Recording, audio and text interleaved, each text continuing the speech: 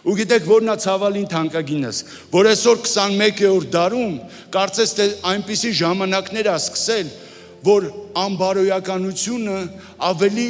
գնահատելի է ու ավելի ցանկալի է, ավելի հարգի է, քան բարոյականությունը եւ այն արժեքները, որ Աստված է մտածել ու մարդու մեջ դրել ու մարդուն տվել։ Սա շատ ցավալի է։ Ու գիտես, այսօր սատանան ամեն բան անելու է ու անում է, որպեսի մարդու միջից հանի այդ արժեքները, այն արժեքները, որ Աստված դրեց մարդու մեջ։ Ընտանիք, հարգանք, սեր, միաբանություն, ուրախություն, բայց մեր Աստված ավելի զորեղ է ու նրան հավատարիմ լինելով մենք էլ զորանում ենք նրա հետ։ Նրա զորությունը մեզանով կարողանում է գործել այս երկրի վրա եւ այն անբարոյականությունները, որ գալի հասնում են մեզ, նրանք մեռնում են,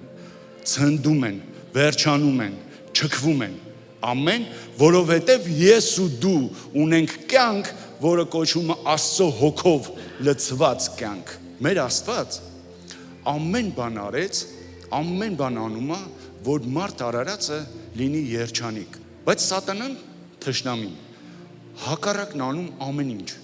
որ մարդը դժբախտանա ու դժբախտություն լինի։ Ու գիտեք ամենահետաքրքիրը որն է, որ երբ որ դժբախտություն լինում է,